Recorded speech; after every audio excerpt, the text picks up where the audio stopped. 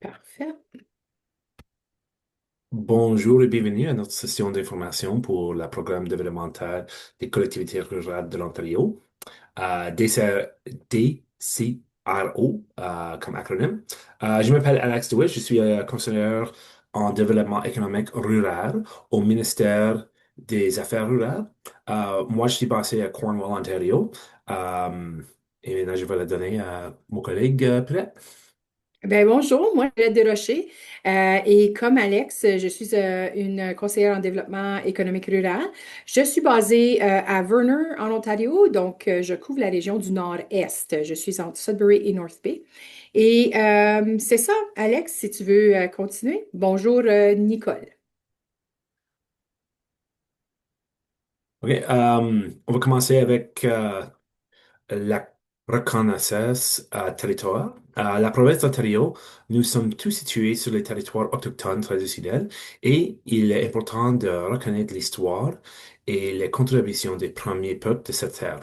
Euh, je me, je me trouve à South Glengarry, sur le territoire traditionnel non cédé des peuples Haudenosaunee et Anishinaabe. Cette région fait partie du traité du 1784, 94, également connu sous le nom de la traité de la chaîne d'allégeance, qui a confirmé les droits du peuple Mohawk et d'autres membres de la Confédération ordonnant ainsi à s'établir le long du fleuve du Saint-Laurent.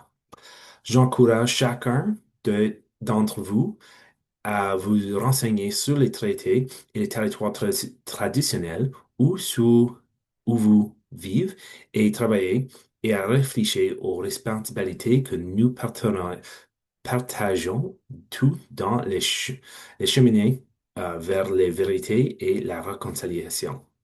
Merci. Euh, on va continuer avec, avec les diplômes. Euh, Aujourd'hui, on va parler de le programme DCRO. On va faire un petit peu du aperçu du programme. Euh, on va, euh, on va performer le volet développement communautaire. Aujourd'hui, on parle de ça. On va parler des ressources du programme et on va répondre à des questions si on en a. Euh, Commencer, le plus importante chose ici, c'est que le programme se ferme le 26 février à 17 heures. Euh, Le programme de développement des collectivités rurales de l'Ontario remplace le programme de développement économique des collectivités. Le programme de DCRO appuie les objectifs de la stratégie ontarienne de développement économique des collectivités rurales. Le programme de DCRO fournit un financement à frais partagés pour soutenir les projets qui aident les collectivités rurales. Moi, ça me fait rien, on peut continuer. Oui? OK. On continue. Euh, il y a 8 résultats attendus du programme. Les projets doivent appuyer, concentrer les résultats du programme avec ces 8 résultats.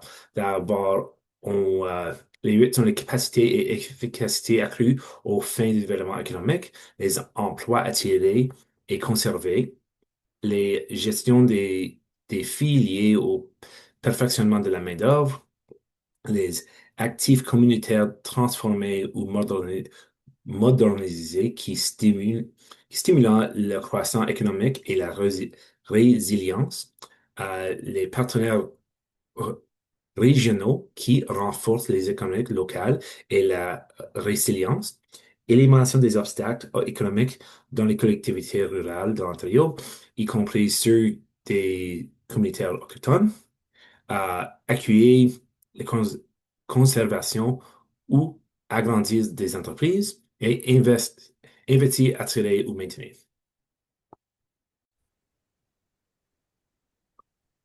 Les projets admissibles doivent se dérouler dans les régions rurales de l'Ontario ou profitent principalement à ces régions. Au fin du programme de DCRO, l'Ontario rural est défini comme suit. Toutes les subdivisions de renseignement de Statistics Canada, y compris les municipalités de tir inférieur ou supérieur, qui, selon le plus récent recensement de la population, ont, ont une population de moins de 100 000 habitants ou une densité démographique de 100 personnes par kilomètre carré ou moins, ou une subdivision de renseignement située dans le nord de l'Ontario et en dernière, un code postal rural dans la région considérée comme urbain, un zéro comme deuxième caractère de le code postal désigne un code postal d'une région rurale. On continue. On continue. Il existe différentes lignes directrices et applications pour les volets développemental communautaire et les volets développemental des entreprises. Pour les volets développement communautaire, les demandes sont des municipalités, organisations sans but lucratif, les communautaires autochtones, ainsi que les organisations sans but de lucratif autochtones et les régies locales de services publics. Pour les volets développemental des entreprises, les demandeurs sont des petites entreprises entre 1 ou 20 employés situées dans les collectivités rurales. Euh, Sous la catégorie développement communautaire, on y retrouve trois sous-volets, soit les sections en vert foncé. La première est la diversification économique, compétitivité et renforcement des capacités. Les deuxième est le perfectionnement, attraction et conservation de la main-d'œuvre. Et la troisième est l'amélioration de l'infrastructure communautaire. Les projets sous les catégories diversification économique, compétitivité et renforcement des capacités sont ceux qui aident les collectivités à renforcer leur capacité de développement économique et à mettre en œuvre des stratégies qui augmentent la compétitivité afin de conserver les entreprises, d'attirer des investissements et de stimuler la croissance. Les projets sous perfectionnement d'attraction et conservation de la main-d'œuvre. Just pause it again. Non, je m'excuse. No. Je m'excuse pour ça. On continue maintenant avec les projets sous perfectionnement, attraction et conservation de la main-d'œuvre. Sont ceux qui aident les collectivités à mettre en œuvre des stratégies ou entreprendre des initiatives visant à attirer les travailleurs et les maintenir en poste. Le troisième est les projets sous amélioration de l'infrastructure communautaire sont ceux qui mettent à jour ou transforment les actifs communautaires qui ont été désignés comme importants pour les communautés de la collectivité. Sous développement des entreprises, il y a seulement un volet, soit la section en turquoise. C'est l'expansion des affaires. Les projets sous expansion des affaires sont ceux qui aident les petites entreprises à être économiques viables et concrètement à diversifier leur marché. Donc, vous pouvez partager les informations avec les entreprises rurales de votre région. OK, on continue. Les partages de coûts pour les sous-volets, diversification économique, compétitivité et renforcement des capacités sont les suivants. Le premier, c'est la diversification économique et compétitivité, aide financière à frais partagés de 50% jusqu'à concurrence de 150 000 $. La deuxième, c'est les stratégies et plans. Pour ça, on aide les financières à frais partagés 50% jusqu'à jusqu'à 50 000 dollars. La troisième, c'est les activités de renforcer des capacités. Avec celui-là, et les financements partagés de 35% jusqu'à 10 000 dollars. Oh, je m'excuse. On continue. OK. Il y a euh, temps dans ce programme pour 4 périodes pour nous mettre tes applications. Maintenant, on sommes dans la deuxième. C'était ouvrir le 19 janvier euh, 2026 et ça va fermer le 26 février. Voici les dates pour les quatre. Pour tous les quatre. La prochaine après ça, c'est dans août de 2025, 2026. En continuant, voici les diplômes des ressources pour le programme. Les liens du programme complètent sous lequel vous trouverez tout à fait au bas de la première page de l'application, soit pour le diplôme communautaire, des développements pour le développement communautaire ou pour les entreprises. Ils sont là. Aussi, sur cette page, tu trouves la carte de la région rurale en Ontario. On offre des coachings en ligne avec nos conseillers si tu voulez avoir des informations sur vos projets potentiels, votre propre projet. On peut vous aider un petit peu. Et la date limite pour les présenter du demande, c'est encore le 26 février à 17 heures. Nous allons aussi partager la présentation suite avec tous qui sont enregistrés avec le programme, avec cette session. OK. Euh, N'hésitez pas à nous poser des questions si tu en as. Mais sinon, je vais la donner tout ça à mon collègue Pierrette. Pierrette, à vous. Merci, Alex. Alors, OK, donc plus de détails sur le volet développement communautaire. Allons-y avec une des choses à vous rappeler quand vous allez aller sur le site web, chercher l'application, assurez-vous de choisir développement communautaire. Parce que, comme on a dit, comme Alex a mentionné, il y a le développement communautaire, il y a le développement des entreprises privées. Donc, vous voulez ici, on va discuter du développement communautaire. Donc, euh, les demandes vont être reçues jusqu'à la fin de février. Et puis, c'est fait de la façon d'un processus concurrentiel. Donc, toutes les demandes sont évaluées en tenant compte des lignes directrices du volet de développement communautaire. Donc, il y en a 8, on les avait mentionnées au début.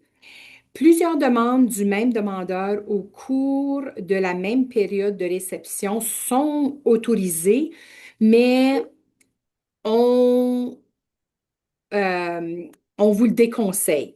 Et voici pourquoi. Si vous êtes la même entité puis vous soumettez plusieurs applications, vous compétitionnez contre vous-même. OK? Vous pouvez le faire, mais vous compétitionnez contre vous-même, un projet contre l'autre. Alors, ça, c'est juste à prendre en considération.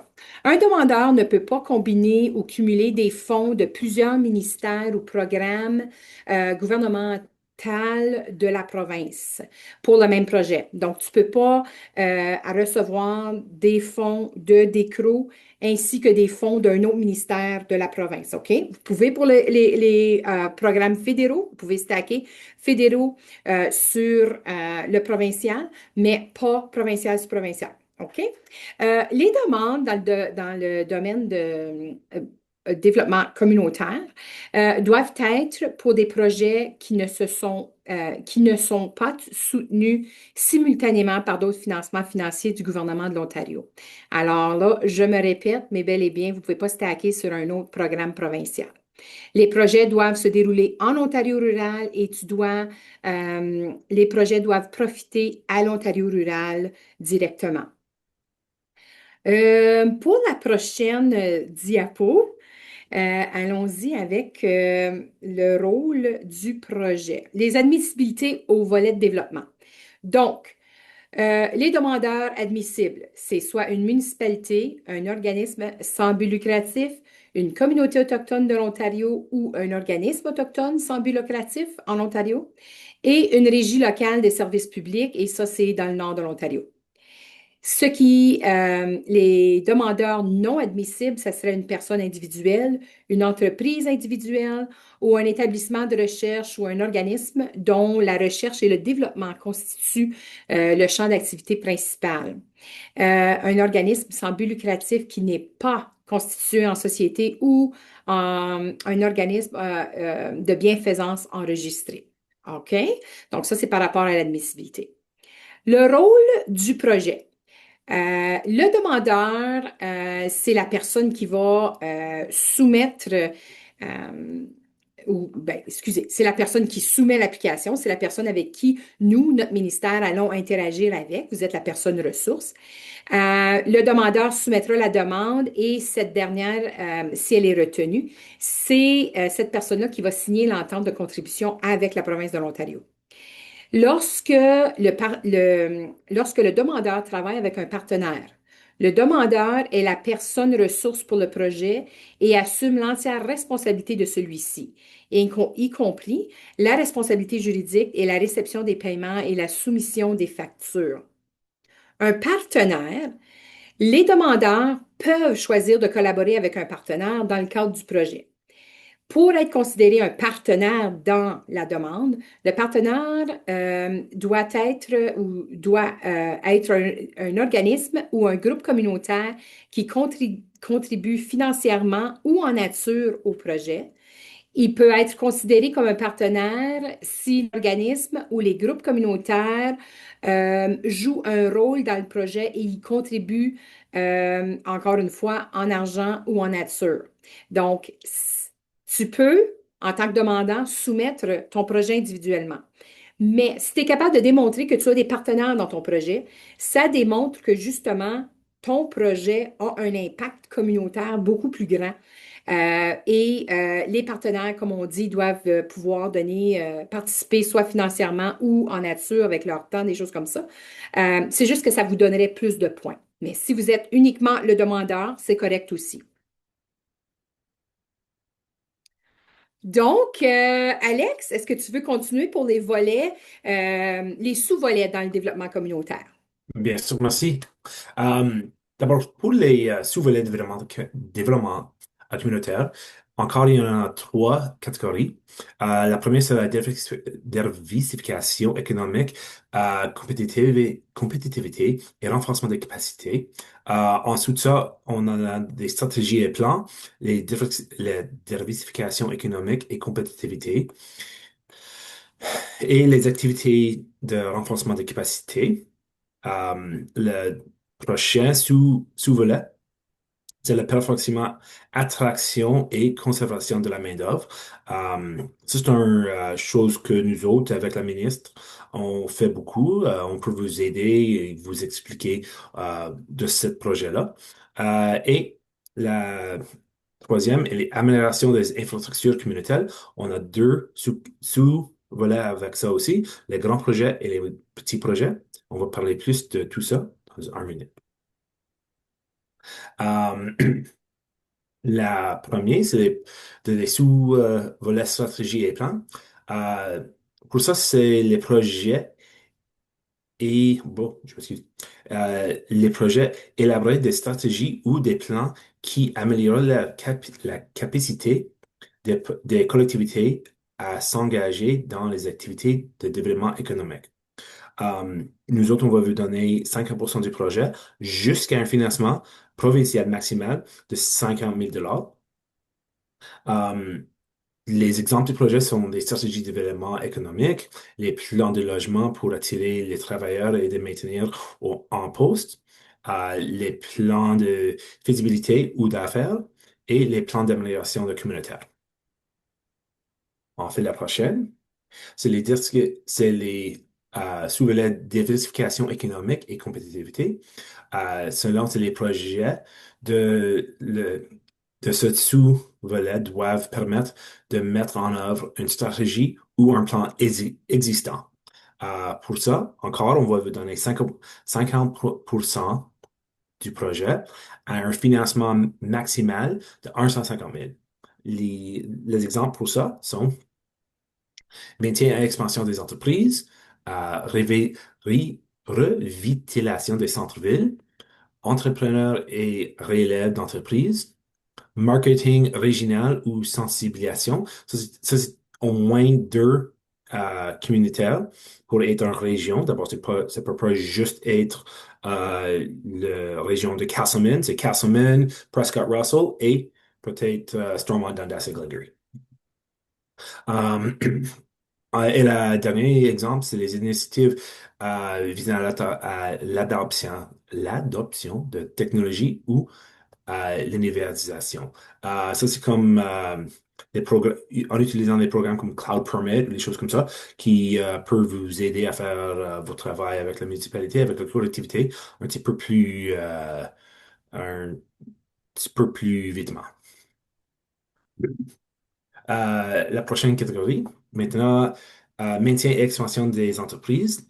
Ça, c'est des projets qui mobilisent de façon proactive le meilleur d'affaires locaux aux régions à l'idéfinir, cerner et appliquer les mesures qui s'imposent afin d'éliminer les obstacles et la croissance projet et, et les croissances.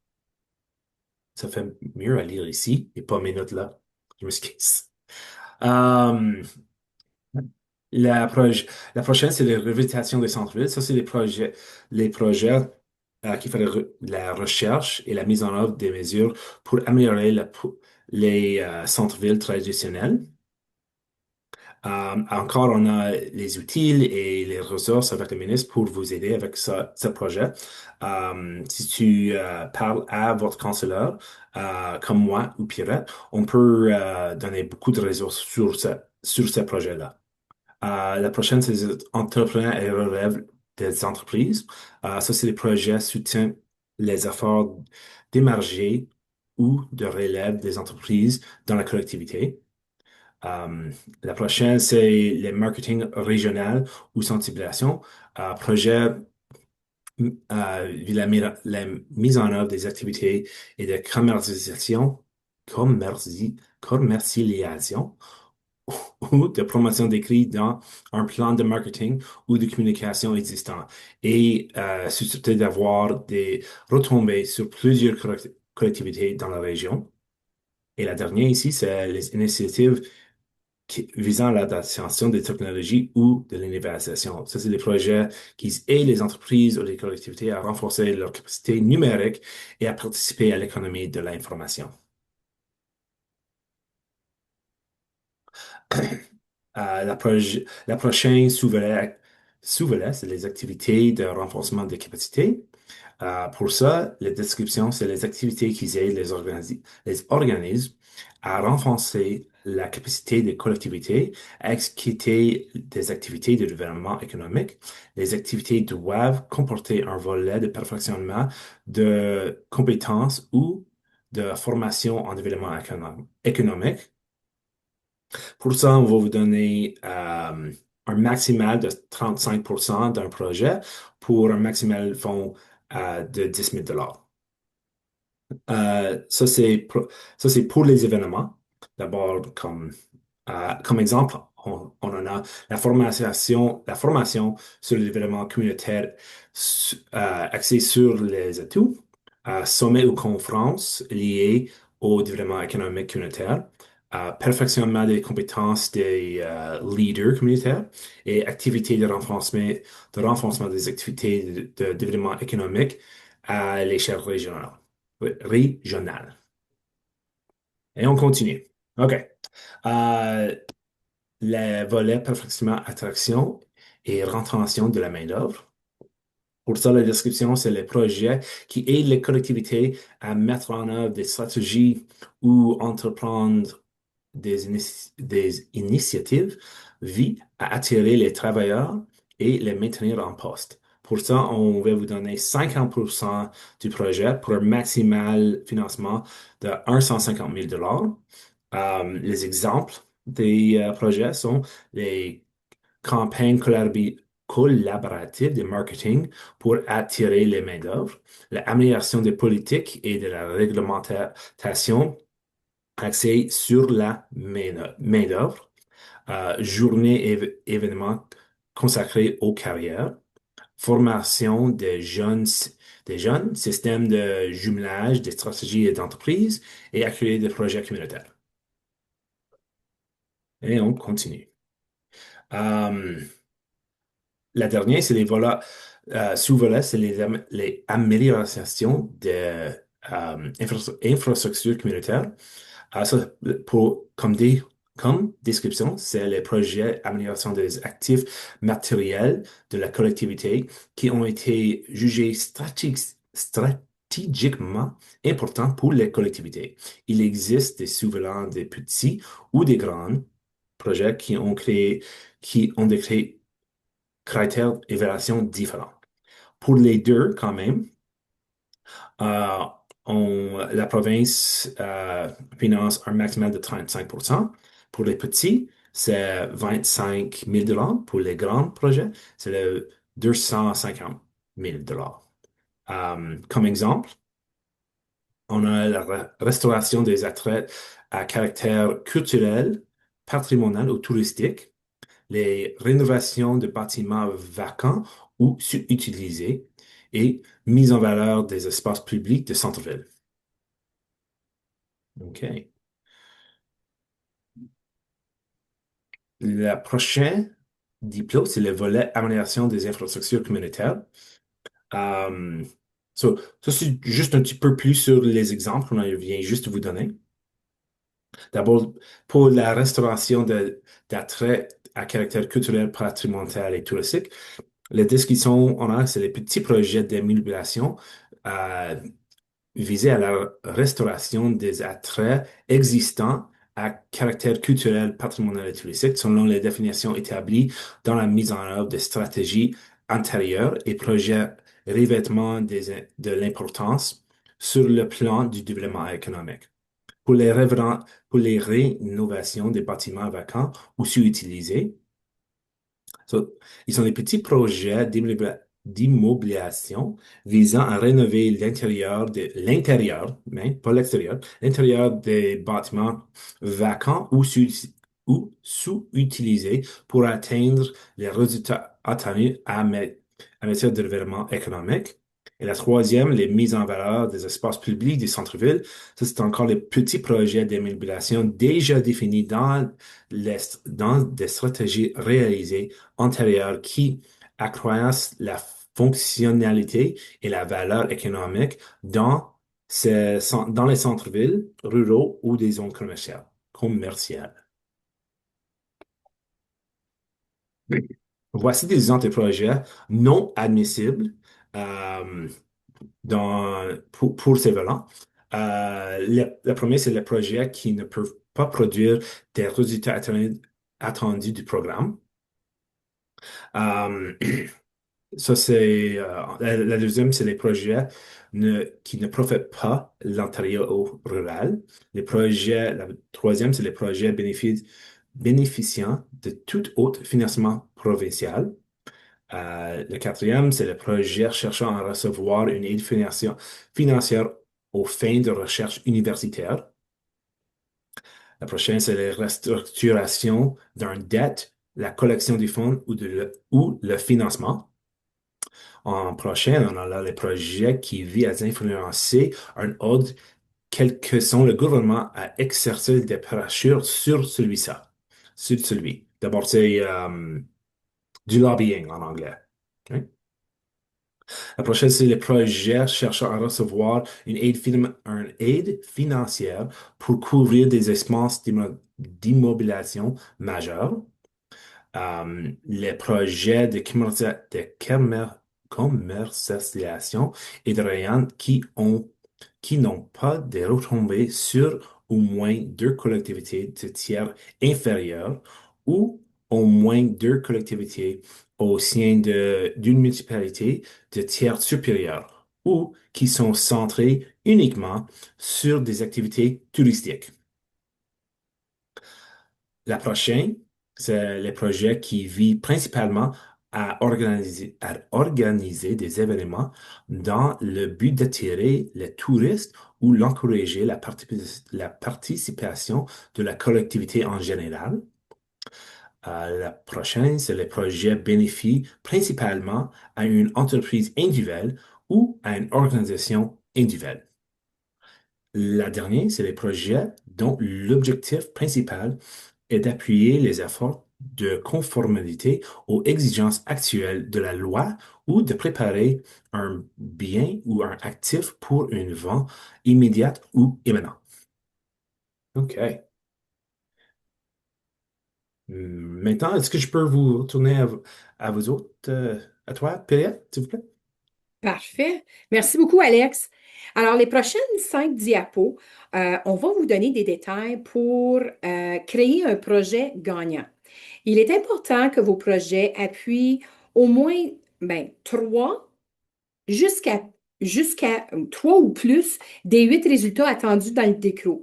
Donc, au début, Alex avait mentionné les 8 résultats ou ce qu'on veut supporter ou ce qu'on veut que Décro donne à la province dans les régions rurales. Donc, votre projet doit appuyer 3 ou plus de ces 8 résultats attendus. Si tu n'en as juste un ou deux, c'est correct aussi. C'est juste tu vas peut-être avoir moins de points juste dans cette section-là. Mais ce qui est important, par contre, vaut mieux avoir seulement 2 points bien développés que de dire qu'un projet n'en couvre 8 puis qu'on n'a pas vraiment de détails pour toute la gang. Excusez. Alors, euh, il va être important que vous décriviez et vous démontriez comment les activités entreprises dans le projet répondent aux résultats attendus du programme et il faut expliquer comment les tombées du projet vont être mesurées. Alors, si je passe à la première partie, capacité et efficacité accrue aux fins du développement économique rural.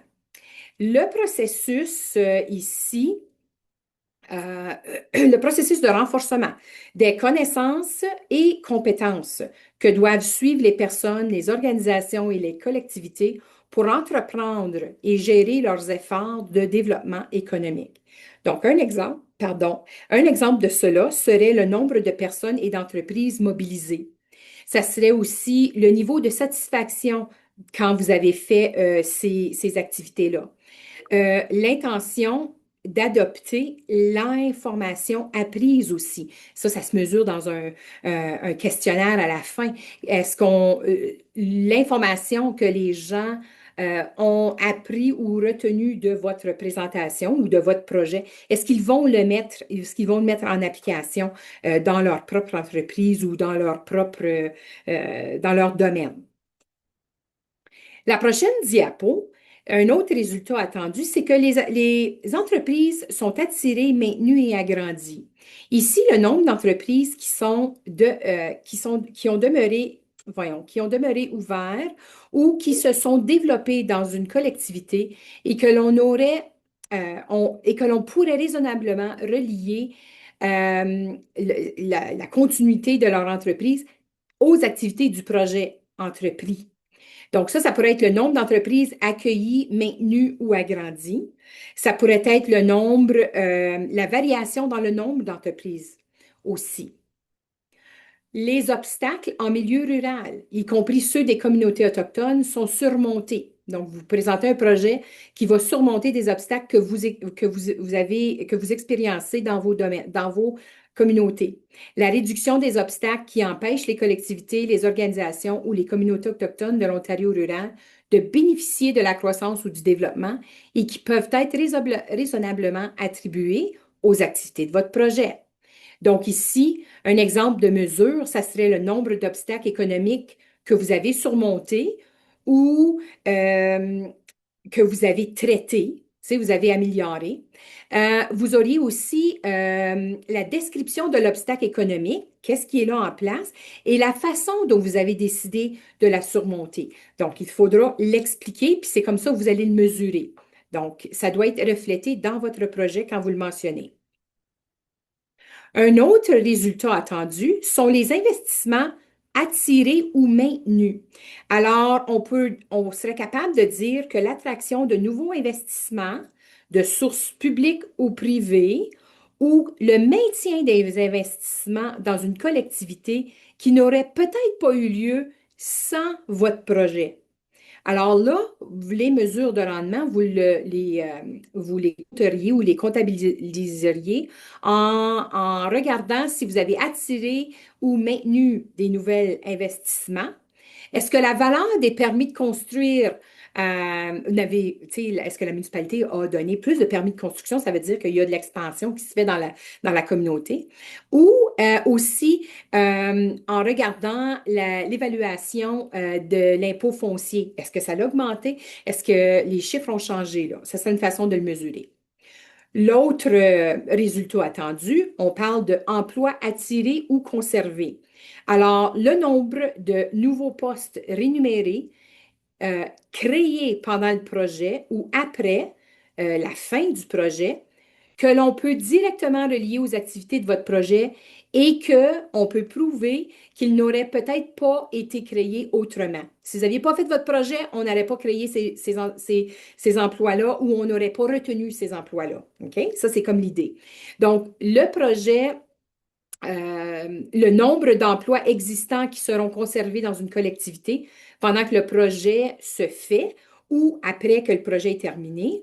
Et puis que là aussi, tu peux prouver que si on n'avait pas fait ce projet-là, il y a des grandes chances qu'il y a un nombre d'emplois qui auraient été perdus ou réduits. Donc là, la mesure de rendement, ce serait réellement le nombre d'emplois attirés et aussi celles retenues ou conservées. Le prochain résultat, on parle de partenariats régionaux qui renforcent les économies locales et la résilience. Ici, c'est un partenariat entre deux ou plusieurs collectivités qui acceptent de travailler ensemble pour stimuler la croissance et s'adapter aux circonstances économiques. Les partenariats régionaux et collaboratifs permettent de mettre en commun les ressources humaines et financières limitées pour accroître l'efficacité du projet. Et ici, comme on a dit, si c'est une municipalité qui applique, il doit y avoir, le projet doit dire que c'est une, deux, trois municipalités avoisinantes qui se mettent ensemble. Fait que là, on essaie de faire un développement économique régional. Alors, ça, c'est l'idée derrière un projet de partenariats régionaux. Alors, les exemples ici, on aurait le nombre de partenaires participants au projet. Et on aurait aussi la contribution des partenaires au projet. Ça peut que la personne, le demandant, la première municipalité, on va dire, qui fait la première demande, qui fait la demande, bon, ben eux, la personne, le temps de mettre la demande ensemble, ça, c'est leur participation, puis ils mettent des argents eux autres aussi. Le prochain partenariat, lui, il va peut-être dire, écoutez, j'ai X nombre d'argent à mettre, et l'autre partenariat dirait, écoute, j'ai pas beaucoup d'argent comptant à mettre, mais on peut utiliser toute ma machinerie pour faire ce projet-là. Donc là, tu sais, ça serait comme des contributions à ce moment-là. Alors, un autre résultat attendu, c'est l'actif communautaire transformé ou modernisé. Et ça ferait que ça va stimuler la croissance économique et la résilience. Ce que ça veut dire, c'est que l'amélioration des actifs communautaires physiques qui ont été désignés comme étant importants sur le plan économique pour la collectivité. Vous êtes une municipalité, vous avez seulement une place de rassemblement où ce qui peut y avoir plein de choses. Ça peut être des fois des marchés, ça peut être tu sais, des marchés locaux, ça peut être des fois même les enterrements, des choses comme ça, mais c'est utilisé comme la salle où on se rassemble. C'est vraiment la salle communautaire. Donc ici, l'amélioration donnerait lieu à la restauration et au renouvellement des actifs qui préservent et améliorent le caractère unique de la collectivité. L'exemple de mesure, ça serait la somme investie dans l'amélioration des actifs matériels communautaires. Ça pourrait aussi être l'utilisation accrue des actifs communautaires. Donc, parce que vous avez changé quelque chose dans ce seul centre important pour la collectivité, là, il y a plus de gens qui peuvent l'utiliser. Il y a une meilleure accessibilité, il y a plus de réunions ou plus d'événements qui peuvent avoir lieu parce que là, la salle est plus accessible. C'est un exemple. Le défi lié au perfectionnement de la main-d'œuvre sont surmontés. Ça veut dire que votre projet, ce que vous présentez, va aider à trouver la raison, là, pourquoi on a de la difficulté avec la main-d'œuvre. Les mesures sont prises pour s'attaquer aux défis liés à la main-d'œuvre, pour favoriser une main-d'œuvre adéquate, une main-d'œuvre stable et aussi une main-d'œuvre qui représente la collectivité équitablement. Ces mesures peuvent raisonnablement être attribuées aux activités du projet. Donc ici, on pourrait mesurer ça de la façon en comptant le nombre de défis liés au perfectionnement de la main-d'œuvre surmontée, ou ça pourrait être le nombre de possibilités de perfectionnement de la main-d'œuvre traitée, la mobilisation de la main-d'œuvre même, et puis les employeurs. Donc, combien de gens est-ce que vous avez été capable, combien d'employeurs vous avez été capable d'attirer à ce projet-là, puis aussi combien de travaillants est-ce que vous avez été capable d'attirer ou retenir à l'intérieur de ce projet-là. Donc, on se rappelle maintenant, on veut un projet qui rencontre au moins trois des huit résultats attendus, comme j'ai expliqué avant. Et si c'est juste deux, si c'est juste un, c'est correct, mais expliquez pourquoi. Et vous devez aussi, ça se peut qu'il y ait un petit peu moins de points, mais au moins vous remplissez très bien ce résultat-là. Et n'oubliez pas de d'écrire comment vous allez les mesurer. Donc, quand on passe au financement et coût du projet, le financement approuvé. Bien, en général, les paiements dans le cadre du programme sont fondés sur le remboursement après vérification de preuves de paiement, à l'exception d'une retenue de 10. La retenue de 10 sera accordée seulement une fois que votre rapport final de votre projet a été remis à la province et que la province accepte et le trouve complet. Sur demande, la province peut verser un paiement initial de 20 du financement approuvé pour les projets retenus à la suite de la signature de l'entente de contribution, à condition que certaines conditions soient respectées. Et ce paiement initial est accordé en tant qu'approbation unique par la province. Donc, ce n'est pas pour tout le monde. Il faudrait démontrer pourquoi vous auriez besoin de ça en avance. Si on regarde la prochaine diapo, encore une fois par rapport au financement et coût du projet, la combinaison de diverses sources de financement. Comme mentionné, il est interdit de combiner diverses sources de financement de d'autres programmes provinciaux de l'Ontario. OK? Donc, vous ne pouvez pas stacker provincial avec provincial. Les projets recevant d'autres fonds provinciaux ne sont pas admissibles à déposer une demande ou à recevoir du financement dans notre programme. Le financement provenant des programmes gouvernementaux fédéraux peut servir à couvrir l'ensemble des dépenses d'un projet si cela est autorisé par le programme fédéral dont vous visez. Les sources de financement des projets, le demandeur ou les partenaires doivent fournir un financement minimum de 10 pour le projet. L'aide financière combinée du gouvernement fédéral et du programme d'ECRO ne peut pas dépasser 90 des dépenses admissibles d'un projet. Alors, vous avez toujours, le demandeur doit toujours avoir au moins 10 du financement dedans et il n'y a jamais rien à 100. Le demandeur doit aussi divulguer toutes les sources de financement potentielles pour le projet. Donc, si vous avez appliqué à un programme fédéral pour ce projet, le même projet dont vous allez appliquer à DECRO, c'est correct. Si vous n'avez pas eu de réponse ou pas, c'est pas grave, mais mettez-le. Potentiellement, on a appliqué, on attend pour, vous allez voir, il y a un tableau pour le rentrer. Vous allez avoir les pourcentages de fonds ou le nombre d'argent que vous pourriez recevoir. Et cette information-là, c'est pas parce que vous auriez de l'argent du fédéral aussi que votre projet ne serait pas considéré. C'est très bien de pouvoir dire que vous regardez des programmes au fédéral aussi, parce que ça démontre juste que vous avez regardé aux possibilités, mais que votre projet aussi rencontre les besoins fédéraux aussi. Hein? Donc, ça, c'est correct. Le demandeur doit divulguer, bon, je me répète, excusez, les contributions en nature ne sont pas admissibles à un financement ou à un remboursement, mais elles peuvent être mentionnées dans la demande pour témoigner de l'engagement des demandeurs et des partenariats. OK? Donc, on ne met pas une valeur sur le travail en nature, mais ça peut être considéré comme une contribution. Alors, vous allez avoir une colonne dans laquelle vous pouvez mettre ces montants-là. Prochaine diapo. On parle de circonstances particulières. Alors, dans le programme d'ECRO, les demandeurs peuvent demander une augmentation de la part provinciale des coûts ou un montant de financement provincial pour un projet dont la valeur dépasse le montant maximal qu'on attribue à cette catégorie-là, en raison d'obstacles importants au développement économique ou de possibilités de développement économique. Les circonstances particulières sont importantes et uniques et ne touchent pas tous les demandeurs du programme. Une réponse comme ben on est juste 300 personnes dans notre communauté, c'est pas une circonstance particulière. Une circonstance particulière, faut que ça soit discuté. Vous allez voir là, un petit peu plus loin.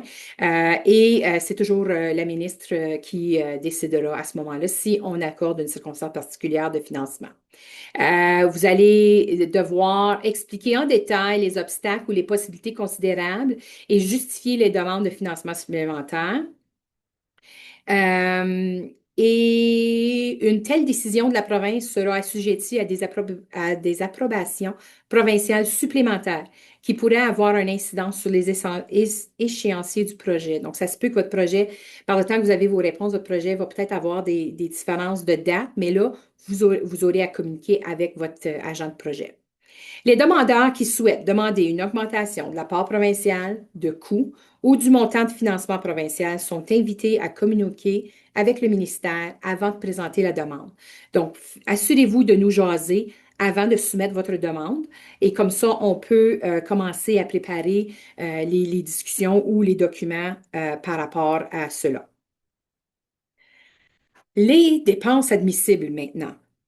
Ici, les dépenses sont admissibles si elles sont considérées raisonnables selon ce qui est déterminé par la province, si les dépenses sont nécessaires pour mener votre projet à fond et selon ce qui est déterminé par la province, encore une fois.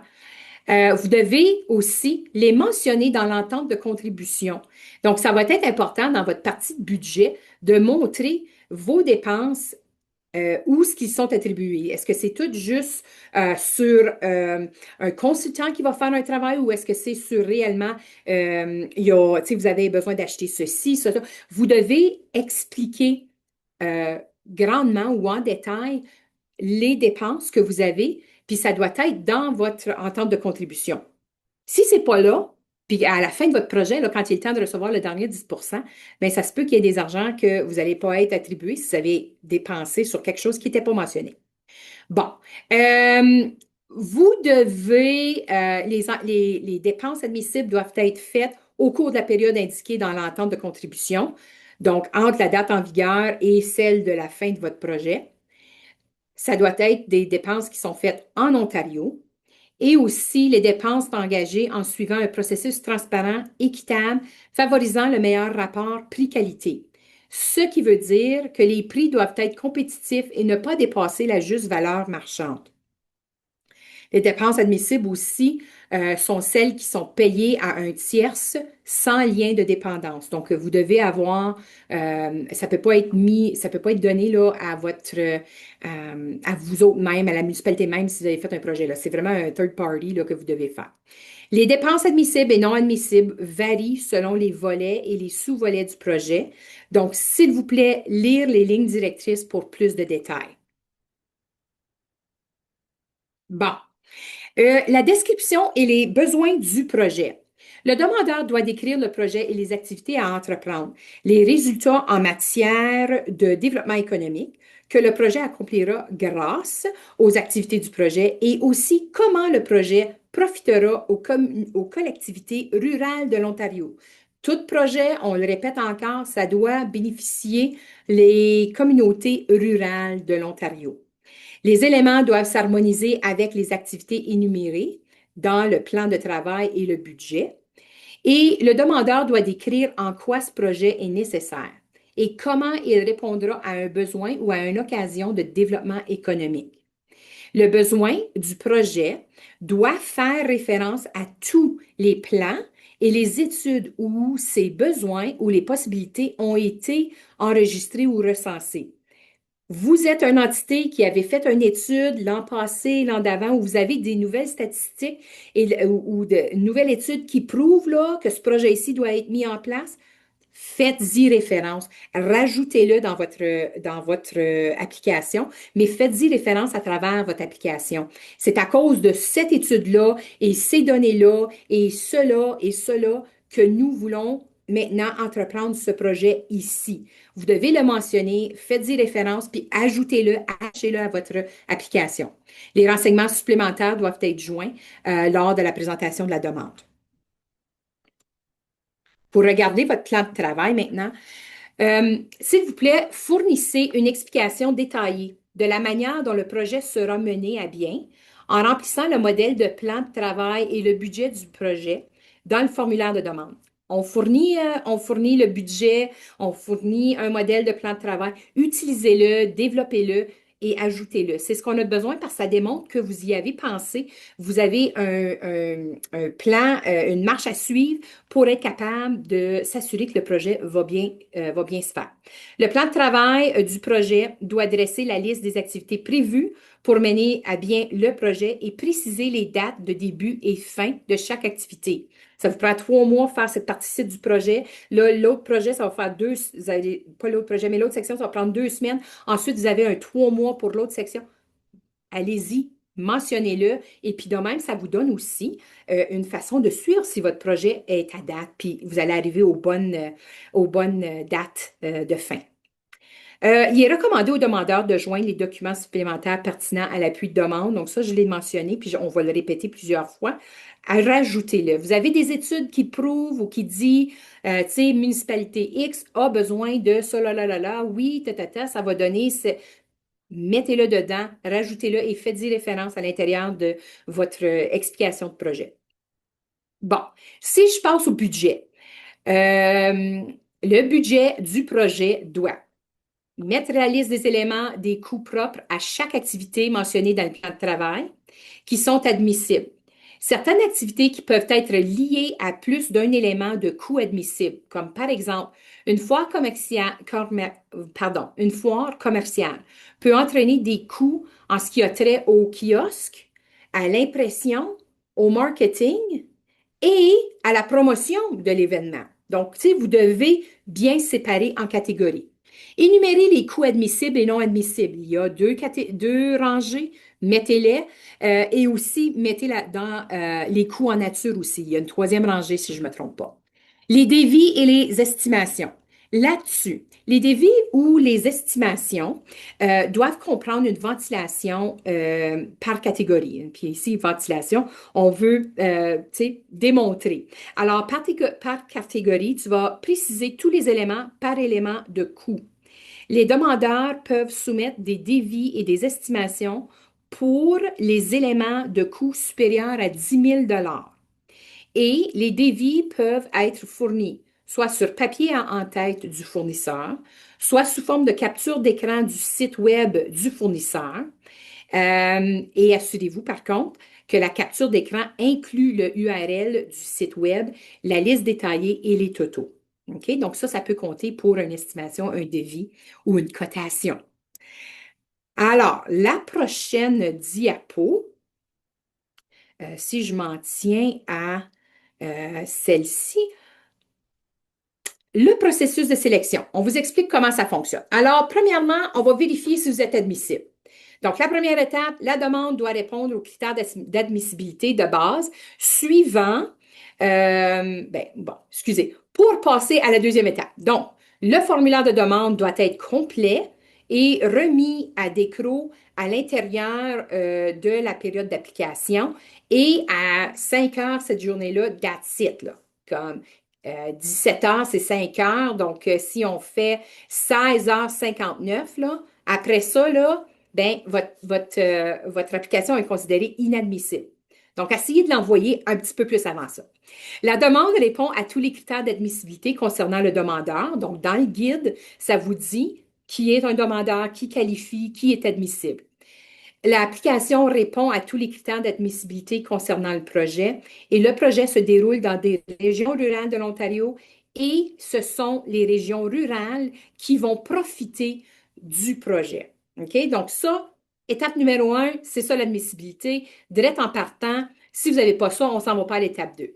OK? Donc, on y va à l'étape un. Donc, excusez, pour l'étape un, assurez-vous là, d'aller voir les premières pages où ce qu'on parle d'admissibilité, mettez vos détails là pour s'assurer qu'on a les informations qu'on a besoin pour pouvoir continuer à regarder votre application. L'étape 2. Alors là, ici, c'est le processus de sélection. Ici, pardon, je voulais dire l'évaluation du projet. Les projets de communautés autochtones ou d'organismes sans but lucratif autochtones seront examinés de plus près en ce qui concerne les partenariats et le soutien communautaire et l'engagement financier.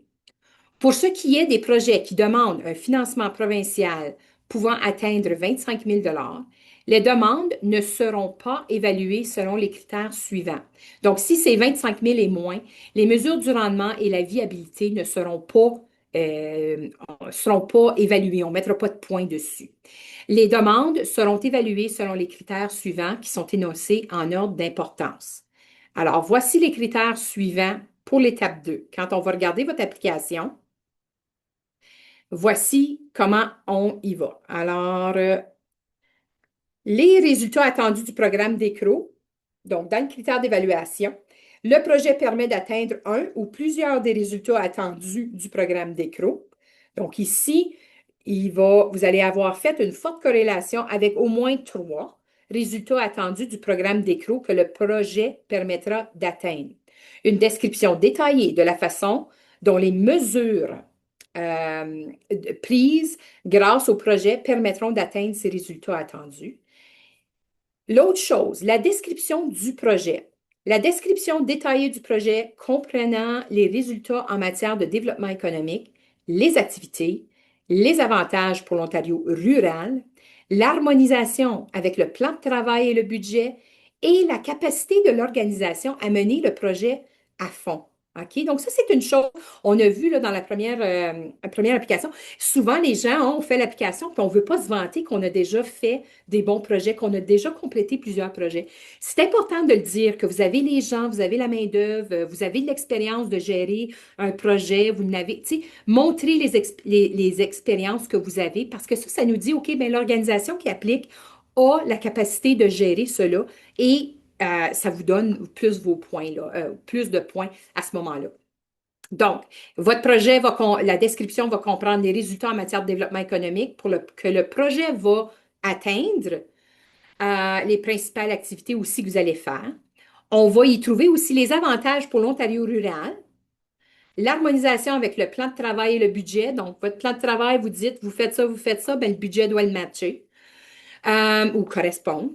La capacité de l'organisation à mener à bien le projet. Donc ça, comme mentionné, vous n'avez déjà fait des projets dans le passé, dites-le. Vous ne l'avez jamais fait, mais vous avez la compétence de gérer ce projet-là. Vous faites ci, vous faites ça. Les 3 autres partenaires ou les 2 autres partenaires en ont déjà fait. Dites-le. OK? Un autre critère d'évaluation sera les résultats attendus. Donc, le projet, excusez, j'ai-tu retourné en arrière? Oui, parfait, parfait. Je m'excuse. Les partenariats ou le soutien communautaire. La présence de collectivités ou d'organismes autres que le demandeur qui offrent une aide financière ou non, ça peut être en nature, au projet. Donc, les organisations ou les groupes communautaires qui fournissent une lettre de soutien sans s'engager à apporter une aide financière ou en nature ne sont pas considérés comme partenaires. Comme si vous recevez une lettre qui dit hey, c'est une très bonne idée ce que association XY veut faire, bravo. Bien, ça, c'est pas considéré, ça donne pas des points. Vous voulez des lettres de support, des lettres où ce que le partenaire s'engage ou est capable de soit mettre de l'argent lui aussi, le partenaire, ou le supporter en nature. Ils vont vous prêter 3 employés pour être capable de faire le projet. Des choses comme ça. Ça, c'est considéré un partenaire. Vous pouvez aussi, je voulais juste mentionner la diapo avant, merci. Le demandeur, les partenariats décrits et confirmés, ce qui comprend la collaboration des partenaires, ça peut consister la contribution financière, l'expertise, l'expertise, excusez, les ressources ou du personnel, ça je l'ai dit, mais aussi le demandeur s'identifie comme communauté ou organisme autochtone en Ontario.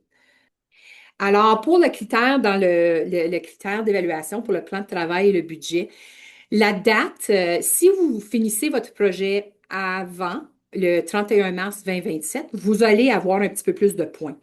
C'est pas grave si ça dépasse 2027, le 31 mars 2027. C'est correct, ça. Mais si vous êtes capable de le finir avant, c'est bon.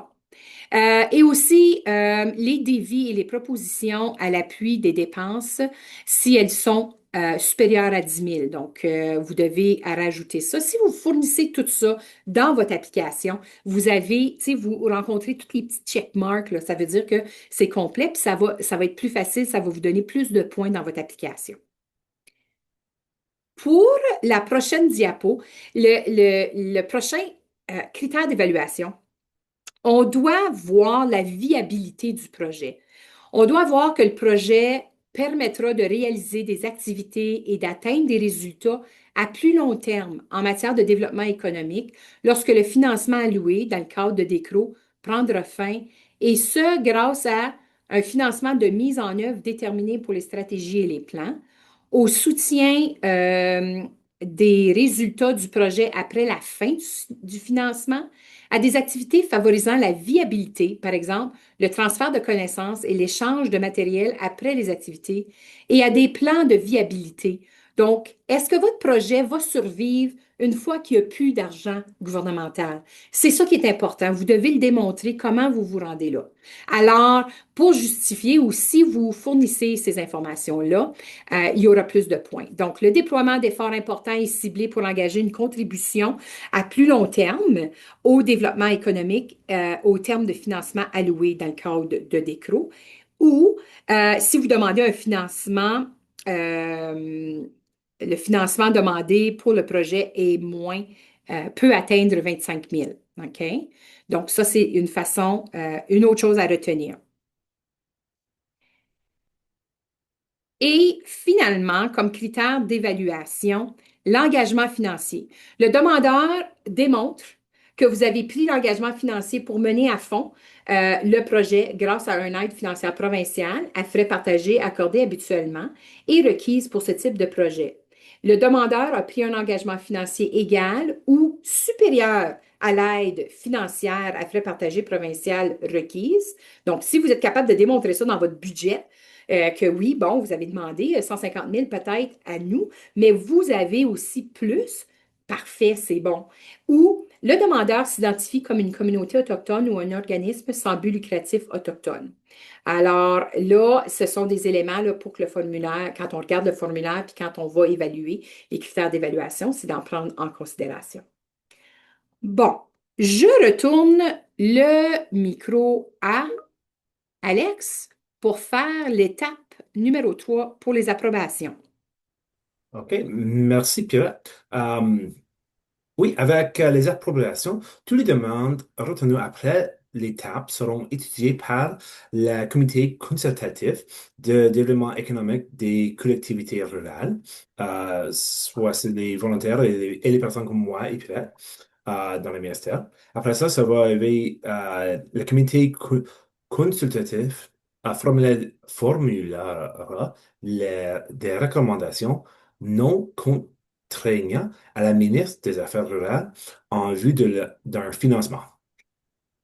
Euh, la ministre des Affaires rurales se réserve le droit d'approuver ou de rejeter à sa discrétion exclusive tout projet et de diminuer l'aide financière à frais partagés ou le montant maximum de l'aide finance, ou les deux à la fois pour les projets approuvés. D'abord, la ministre ça réserve le droit d'approuver ou rejeter n'importe quoi à la fin. OK? Le prochain diplôme. Ça, c'est un carte de la process du programme. Euh, Tu vois là, la ouverture des admissibles a commencé sur le 19 janvier. La clôture des admissions, c'est le 26 février. Après ça, ça prend habituellement 3 ou 4 mois pour pour la process d'évaluation et sélection. Euh, une décision à faire après ça. Et enfin, la conclusion de l'accord de la contribution. D'abord, ça va fermer en février, la clôture. D'abord, c'est février, mars, avril, mai et juin. Comme ça, c'est quand on va faire des décisions. Et si tu es choisi pour continuer, tu vas attendre là. La prochaine diplôme, c'est les marchés à suivre. D'abord, tu peux toujours nous télécharger en enregistrant, remplir le formulaire de demande.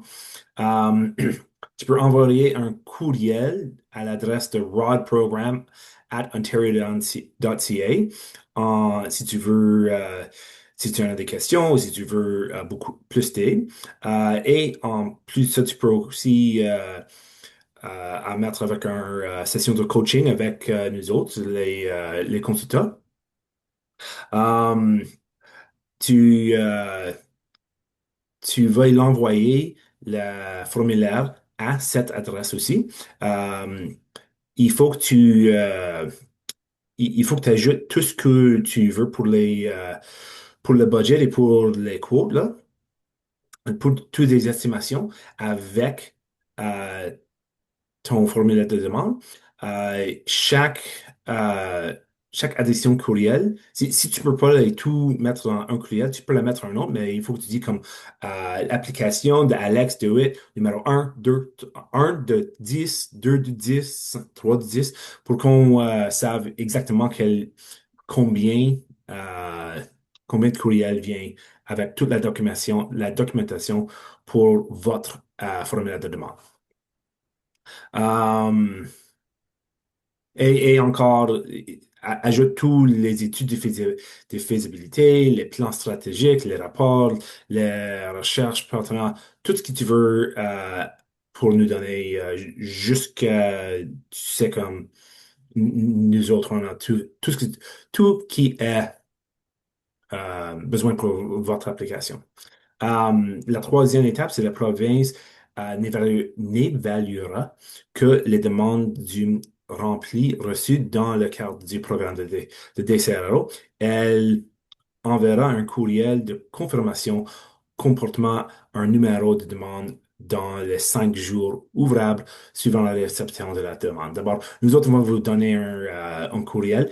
Après que tu nous l'as donné, on va dire oui, on a l'a reçu. Merci.